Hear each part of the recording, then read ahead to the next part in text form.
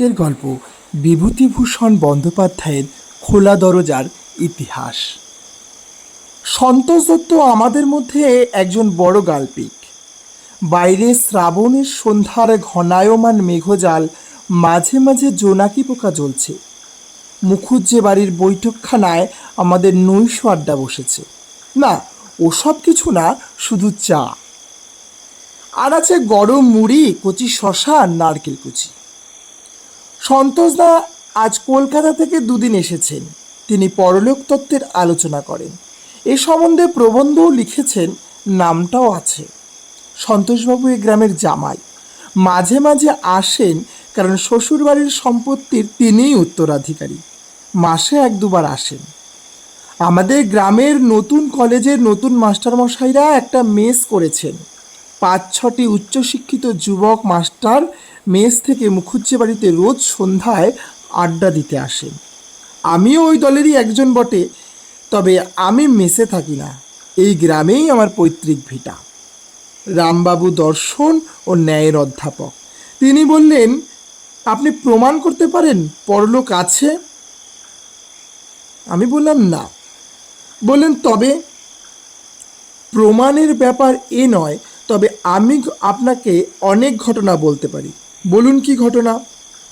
তার চেয়ে আপনি বিশ্বাস করেন? করি। কি করে জানলেন পরলোকের ব্যাপার?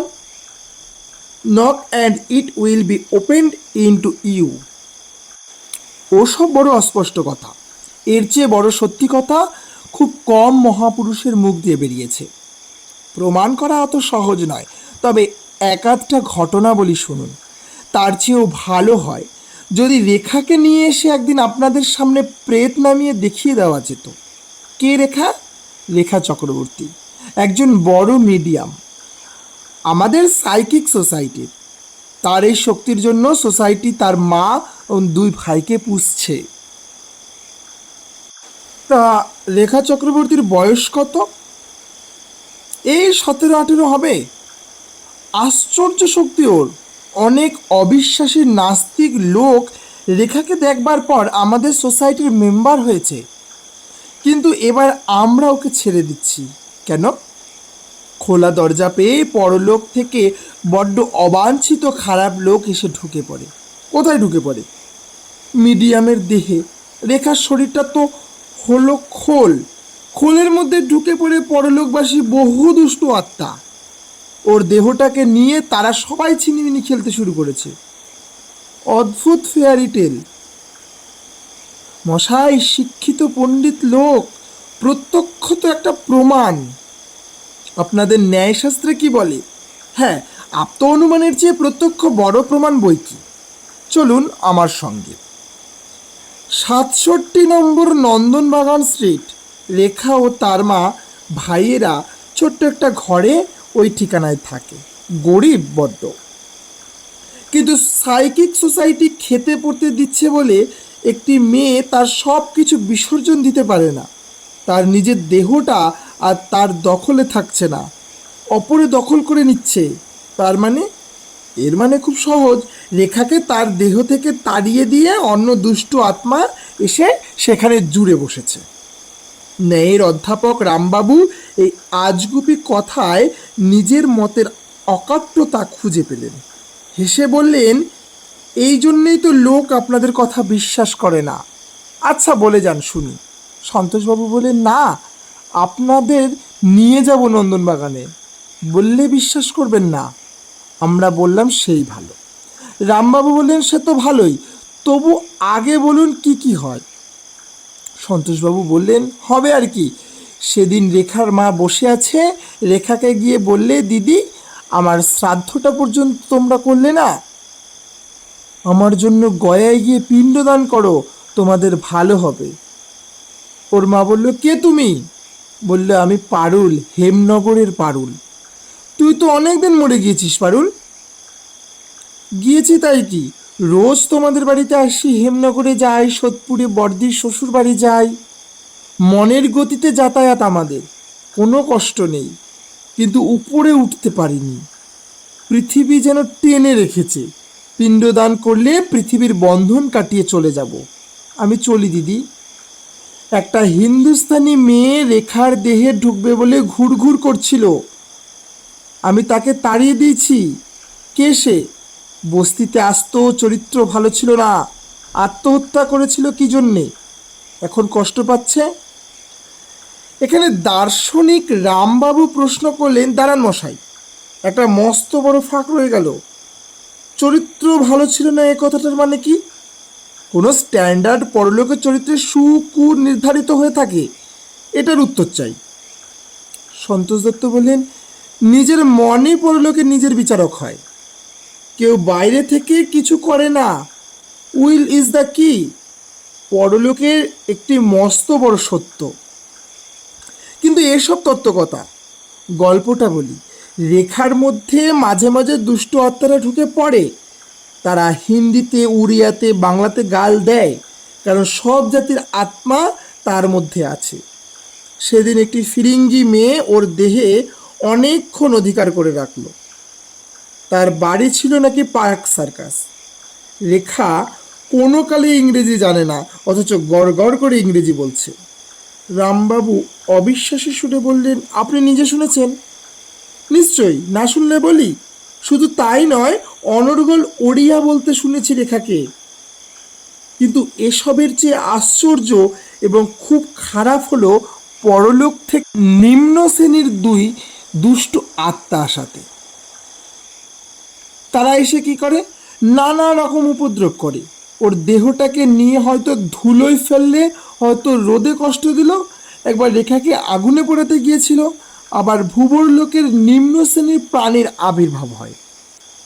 তাদের নাম জানি না, ইংরেজিতে যাদের বলে এলিমেন্টাল। এরা ভয়ানক, হিংস্র এবং মানুষের ক্ষতি করার জন্য সব সময় উন্মুখ। তবে এরা কিছু করতে পারে না। স্থূল জগতে এদের দেহ অদৃশ্য। পৃথিবীর কোনো পদার্থ এদের স্পর্শ করার কোনো ক্ষমতা নেই। বেশ আজগুবি গল্প হলো। আজ বৃষ্টির দিন, আমার সঙ্গে যাবেন নন্দনবাগানে? যেতে পারি। প্রত্যক্ষ দেখুন না, দোষ কি? না, কিছু দোষ নেই, কাল চলুন বাসে করে যাই। এইভাবে শ্রীযুক্ত রামলাল চক্রবর্তী MA PhD দর্শনের অধ্যাপক তার মরণের পথে অগ্রসর হয়েছিলেন। সংবাদপত্রে যেটা বেরিয়েছিল সেটা সর্বৈব মিথ্যা। ময়নাতদন্তে আদালতের বিবরণও কাল্পনিক। রেখা চক্রবর্তী খুব ভালো চরিত্রের মেয়ে। মুখুজ্জে বাড়ি ছিল বসিরহাট টেটরায়। পূর্বোক্ত আড্ডার দিনের ঠিক 9 দিন পরে জন্মাষ্টমী ছুটির সন্ধ্যাবেলায় রামবাবুকে নিয়ে আমরা কজন নন্দনবাগান স্ট্রিটে রেখাদের বাড়ি গেলাম। রেখাদের বাড়ি এদিন যা ঘটনা ঘটে গেল, প্রেততত্ত্ব চর্চার ইতিহাসে এরকম ঘটনা আর কোথাও ঘটেছে বলে আমার জানা নেই। রেখাদের বাড়িটার একটু বিবরণও দেওয়া যাক। একটা পাশের দরজা দিয়ে ওদের বাড়ি ঢুকেই সামনে একটা রোয়াক। রোয়াকের সামনে দুখানা দক্ষিণমুখী বড় ঘর, পেছনে একটা ছোট ঘর, ছোট ঘরের পেছনে ছোট্ট একটা বারান্দা। আগে এখানে বোধহয় রান্না হতো। উনুন পাতা আছে। বর্তমানে এখানে কয়েকটি ফুলের টব ও রেখার ছোট ভাইয়ের একখানা ট্রাইসাইকেল থাকে। এই গেল বাড়ির কথা।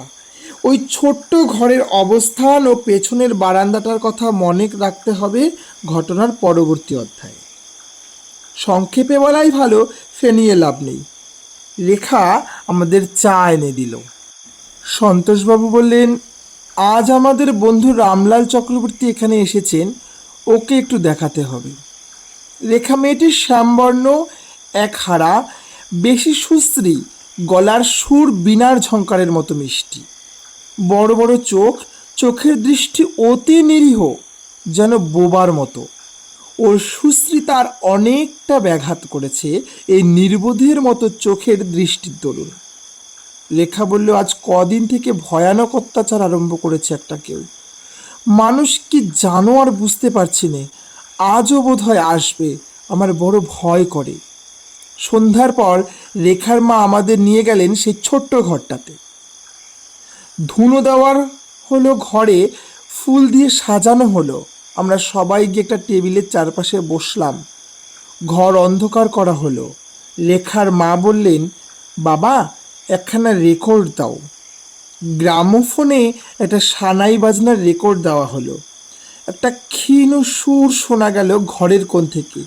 কে যেন কি বলছে। সন্তোষবাবু বললেন, কে? ক্ষীণ সুরে মেয়েলি কণ্ঠের বললে, আজ আপনারা রেখাকে সার্কেলে বসতে দেবেন না। কেন, আপনি কে? আমি রেখার পিসি নীরদবালা। আজ ওর শরীরটা তো ভালো নেই। অনেকগুলো বাজে বাজে লোক অপেক্ষা করছে ওর দেহের মধ্যে প্রবেশ করবার জন্য। এখনো আছেন নাকি? আর কোনো শব্দ শোনা গেল না। খানিকটা সময় কেটে গেল। অন্ধকারে যেন ঘরের বাতাস ভারী হয়ে উঠেছে। রেখা চক্রবর্তীর কোনো সাড়া শব্দ নেই,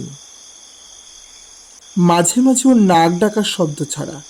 কিছুক্ষণ পরে নিদ্রিতা রেখার মুখ দিয়ে আবার কে যেন গম্ভীর সুরে বলল, মালতী, ও মালতী। সন্তোষবাবু বললেন, কে আপনি? মালতী আজ এখানে আসেনি? আমি তার স্বামী। এলে বলবেন তার খোঁজ করছি।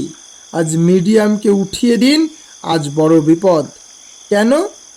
রেখা আবার ঘুমিয়ে পড়ল। আর কোনো কথা তার মুখ দিয়ে বেরুলো না। রাত ক্রমে বেশি হলো, আর কেউ আসে না। আধ ঘন্টা কেটে গেল। আমরা ভাবছি আজ এই পর্যন্তই থাক। হঠাৎ পেছনের ছোট্ট ঘরটাতে একটা কি শব্দ শোনা গেল, খুব চাপা কি একটা শব্দ। ঘরের বাতাস আবার ভারী হয়ে উঠল এবং ঠান্ডা হয়ে গেল। প্রত্যেকবার পরলোকের কোনো মানুষ আসবার সময় ঘরের বাতাস না কেমন ঠান্ডা হয়। সন্তোষ দত্ত মানলে না।